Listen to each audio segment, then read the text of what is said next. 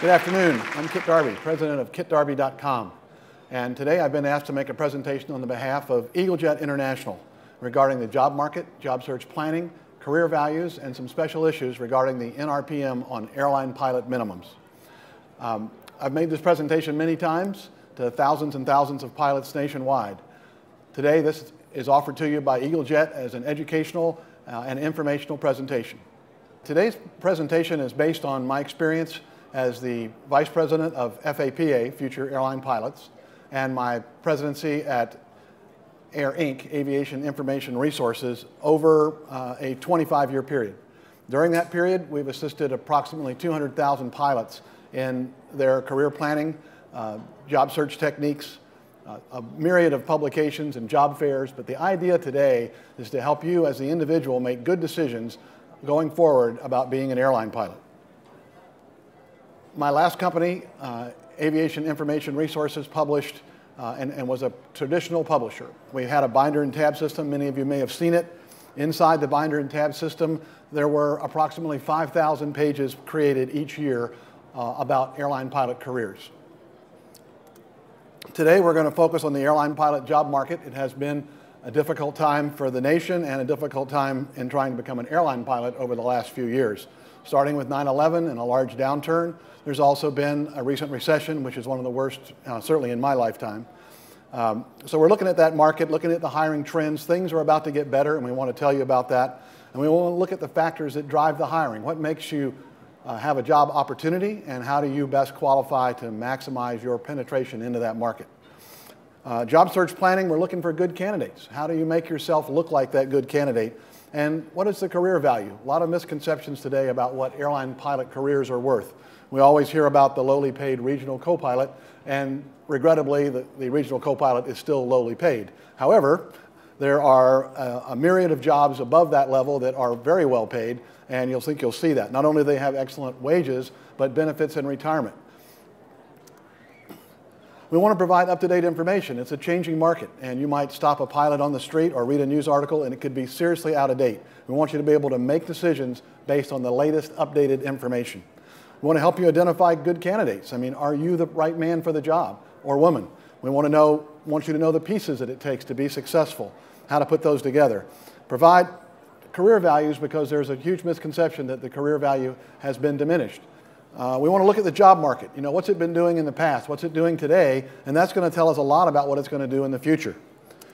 When we look at pilot hiring over the years, one thing is for sure, it's up and down. I mean, we call it shark's teeth. It's always going up and down. So if you're not prepared for that, if you're thinking it's always going to be 20,000 pilots a year, you're going to be disappointed. And if you're thinking it's been low now and it's going to stay low forever, you're going to underestimate the market. So the idea is for you to get a feel for the market so you can take advantage of the timing. If you're hired in an upswing right here, you will be a captain in no time. United Airlines, where I retired from as a 767 captain, had pilots that were captains in under 3 years during this record period in the late 90s.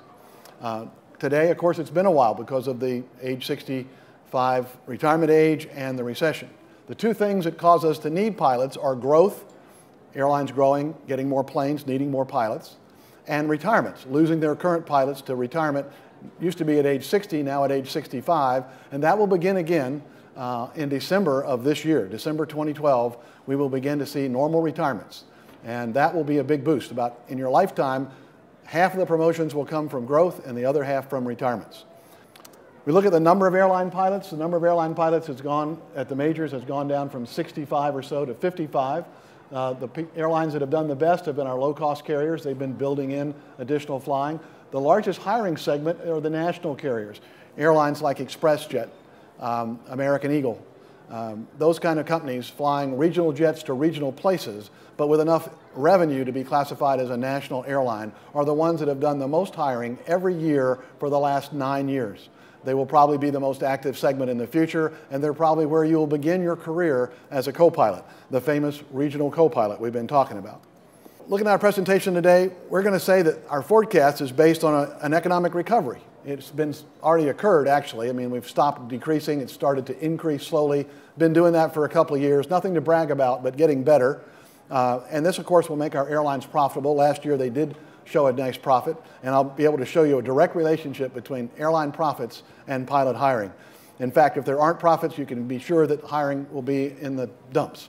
And if there's plenty of profits, they'll be spending it to buy airplanes and fly those airplanes more, needing lots of additional pilots. Major airline hiring, they're currently hiring 5 of 11 airlines are interviewing pilots. We believe there's a hiring boom on the horizon as our retirements begin, rest rules kick in, requiring additional pilots to fly the current routes, as well as economic growth. We want to look at pilot hiring projections going forward. At the majors, nationals, jet operators, new entrants, we're predicting about 5,200 jobs this year in 2012, and it could go as high as 10,000 in 2013 when we enjoy the benefits of rest rules, retirements beginning again for age 65 pilots, and what we believe will be a profitable and growing industry. The factors that drive that hiring, equipment growth. Obviously, it takes pilots to fly the planes. If they get more planes, we need more pilots. There's another way, by the way, to use additional pilots, and that's to fly the planes you have more. That's called utilization. We'll talk about that later, but there are dramatic differences between airlines in utilization. If you were, for some airlines, average about the overall about 8.3 hours per day. But there are airlines, particularly low-cost airlines, that fly their airplanes 12 hours a day. If you went from 8 to 12 hours a day, how many more pilots would you need? You would go from 8 to 12, 50% increase. When we look at the number of pilots per plane, I've used 12. Our major airlines average more like 13 and a half. It produces almost 110,000 new pilot jobs between now and 2030. When we look back at historical RPMs, this is revenue passenger miles, this is actual now, so we can see that the market has varied. Only been 2 places where it went negative. Those 2 places were back in the early 80s and also after 9/11. That was the biggest dip ever, okay? So that was a huge cut in the flying. That's only happened twice, noticeably. It will happen, it levels off every now and then, but only gone negative twice. On the freight side, it's less impressive. The freight doesn't actually go down, but it does level off. This is after 9/11. So you say, well, what's the difference? Well, freight, you know, lots of people want to be a freight pilot these days, and they are about 10% of the marketplace. So 90% of the people are going to be something other than a freight pilot. So although you might like to work for FedEx or UPS, you can't really do that except 10% of the time. So not everyone's going to be a freight pilot. But boxes are wonderful things. They don't get sick with SARS. They're not afraid of terrorists. They're not afraid to come to the airport and fly. They're not worried about the weather. They don't care what the airplane looks like. And the most miraculous part is when you have a box and you need to charge more for it because your fuel prices have gone up, all you do is raise the price of the box to the customer. We can do that with boxes somehow. We have a tough time because of the intense competition doing that in the passenger business. So freight is a good market. On market share, who's been winning the battle? We see our major airlines gradually losing market share and our low-cost carriers gradually gaining market share. So that has been a long-term trend for almost 10 years. Aircraft utilization. This was a hidden factor. Many forecasts I've made. I've been doing this 25, 30 years. And I've made forecasts in the past that said there are going to be a lot of pilots hired. And people would come back and say, but there are no aircraft on order. How can we hire a lot of pilots if we don't have a lot of planes? Well, this utilization is the hidden factor. You're probably all aware of the desert out in Arizona where there's old airliners and some new ones are parked while they're waiting to go back into the marketplace. We watch that inventory of airplanes goes up and down. Right now, there's a fair number of airplanes out there. They're starting to pull them out. They're utilizing the airplanes they have more. Remember, go from 8 hours a day to 12 hours a day, you need 50% more pilots with no additional aircraft. Another thing we have to look at is the pilot productivity. You know, it's nearing its maximum. When you look at a pilot and how much he can do, we have to take a look at that. Here is a chart that shows the world average utilization in the middle and the US utilization, which is actually well below average. When I drew this chart 15 years ago, the other airlines were all below us. They've all gotten smart. Everybody's looking more like a low-cost airline now, and our major airlines are headed that way too. On the pilot side, and there's a great deal of discussion. Everyone seems to know a pilot that works 20 days a month, and it's a terrible job. And everybody seems to know somebody who works 8 or 10 days a month, and it's a wonderful job. What are the facts? What we do is we take the actual bid sheets, the bid awards that pilots fly each month, and analyze them, not just for 1 or 2 pilots, but for all the pilots in the seat, in the plane, in the base, for entire major airlines. We do this on a consulting basis. When we do that, when we look back and say, how many days does a pilot work, the actual number is 15.2 days a month. That means he's off 14.8 days. To give you a contrast there, most jobs are 9 to 5, Monday through Friday. That's 22 days a month. And a pilot is working 15. But if you ask a pilot, he's going to tell you, oh, the job's not what it used to be. And it's true for him. He used to work 14 and a half days, and now he works 15.2. It's relative. We always joke when there's a large group, you know, if a guy made 150,000 last year and he made 149 this year, what is it? It's a bad year. It's human nature, okay? So when the pilot tells you that he's working too much, ask him, how much do you work? How many days were you gone? How many nights were you gone? How many hours were you on duty? And compare that to your life, and you'll find that the pilot job is actually a pretty good job. When we look at the pilot to aircraft ratios, we have airplanes at the bottom, and we have pilots in the light colored line, and then we have the aircraft ratio over here. This is the ratio when we said it was coming in overall right now about 13.5 is the ratio for the large airlines, 13.5 pilots per plane. That's gradually coming up. When you have more rest rules protecting the pilot from working long days, it takes more pilots to do the job. So the ratio of pilots to airplanes is increasing. Aircraft utilization has been, took a hit at 9/11, but it's gradually increasing. In the US, we're around 8.3 a day, and as we saw worldwide and at low-cost carriers, it's much higher. So our major airlines are targeting that greater utilization, and the more they use their planes, the more pilots they need. Pilot retirements. Oh, this is a big one. There haven't been any for 5 years, and it's been awful. However, the big airlines are about to go back to normal retirements, which include 50% of their pilots by 2017. At United Airlines, the calculation is that one pilot will retire every 18 hours. There's going to be a lot of pilots needed to replace these existing pilots. So if you want to look at it overall, we take a chart that has our current pilot force and what we project the pilot force will be. Then we take our current pilots and retire them, and this is the number of pilots that we need, both growth and retirement, in the future to 2020. So we're 2012, and we go forward. We need additional pilots each year for growth and retirement. We said earlier that these forecasts were driven by consumer demand.